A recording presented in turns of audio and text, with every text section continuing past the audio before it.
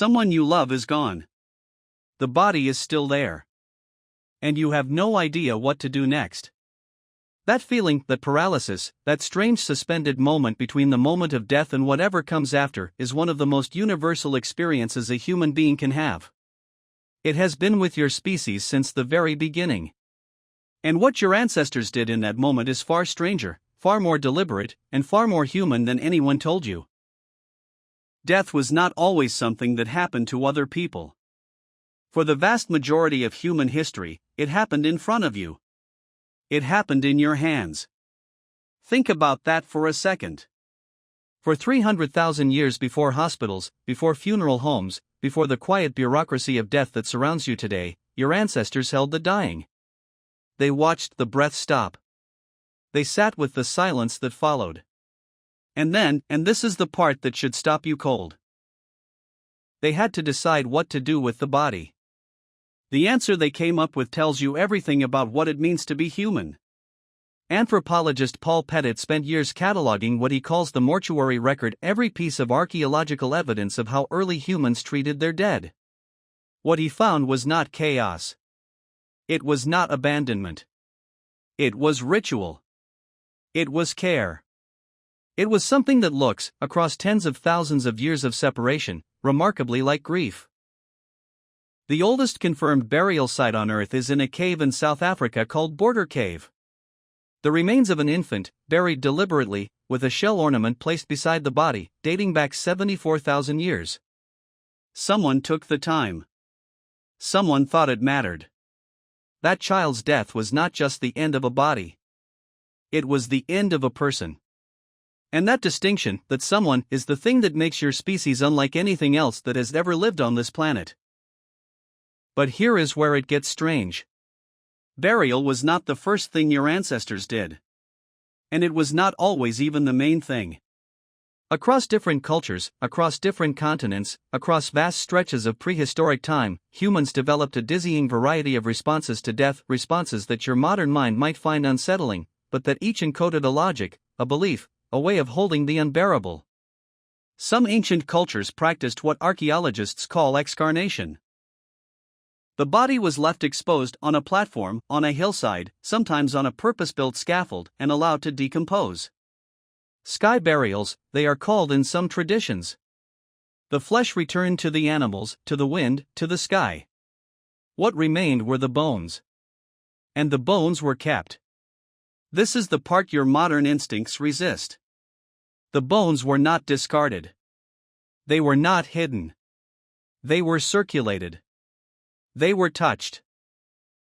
In Neolithic Europe, archaeologists have found the bones of the dead mixed together in communal tombs, femurs from one body beside skulls from another, the physical remains of the dead intermingled across generations as if death had dissolved the boundary between persons.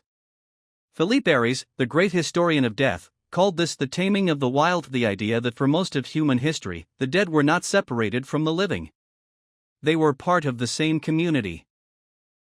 They were still present. Your ancient ancestor did not bury the dead to get rid of them. Your ancient ancestor kept the dead close because letting go was not yet a concept anyone had invented.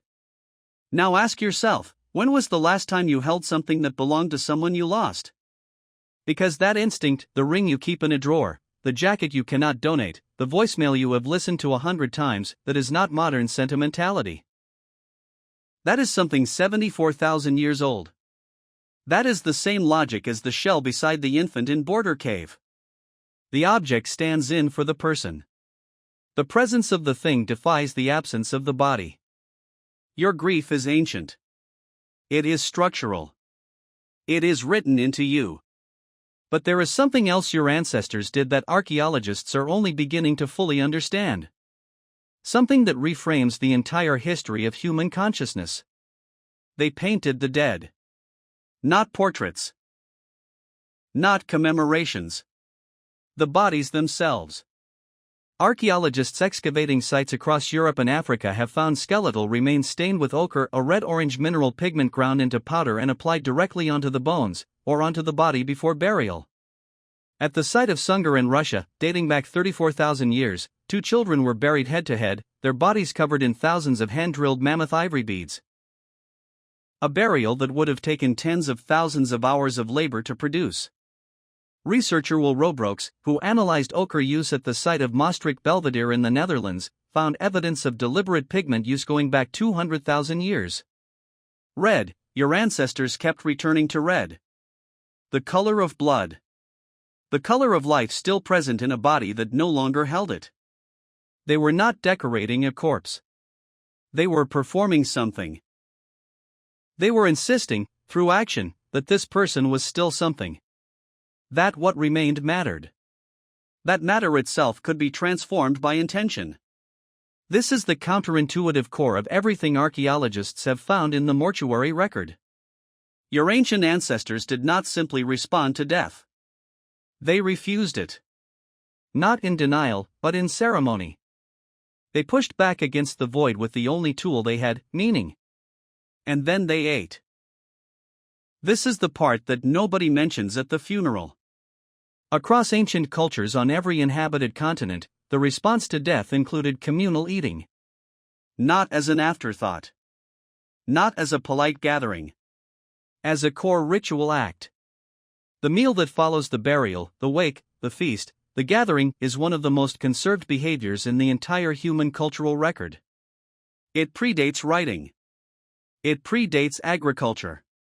It may predate anatomically modern humans entirely. Why food? Because hunger is the most primal assertion that you are still alive. To eat beside the dead is to hold both truths at once, the loss and the continuation. The food says, something ends here and something continues. The community gathers not despite the death but because of it. The death becomes the occasion for the living to remember what they are to each other.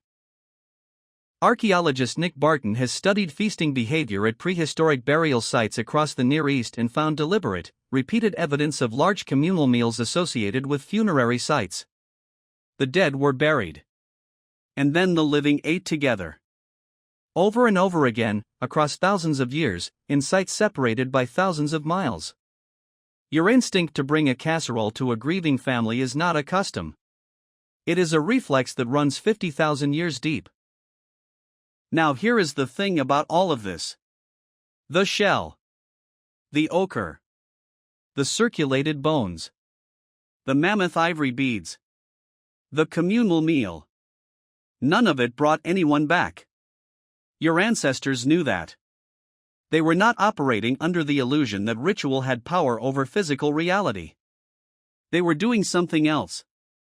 They were doing what every human being who has ever stood at a gravesite has done. They were converting grief into action.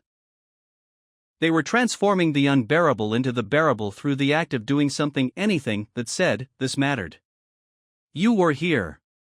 We will not pretend otherwise. That is the real discovery buried in the mortuary record. Not that ancient humans were primitive. Not that they did not understand death. But that they understood something about it that the modern world has largely tried to route around. Death is not a problem to be solved. It is a passage to be witnessed. And your species, from the moment it became a species, has refused to witness it alone. Today, when someone you love dies, you will probably not hold the body for 3 days. You will not paint the bones with ochre. You will not disarticulate the skeleton and place it in a communal tomb. The specific rituals have changed beyond recognition. But you will call someone. You will sit with people. You will eat food you did not cook yourself. You will hold objects. You will not be able to throw certain things away. You will feel, underneath the grief, something that is not grief, a strange gravity, a pull toward the people around you, a sudden sharp awareness of what actually matters. That is not a coping mechanism. That is 300,000 years of accumulated human wisdom, built into the architecture of your response before you ever had words for it. The next time you sit in a room full of people who loved the same person you lost, look around. You are not attending a ritual. You are the ritual.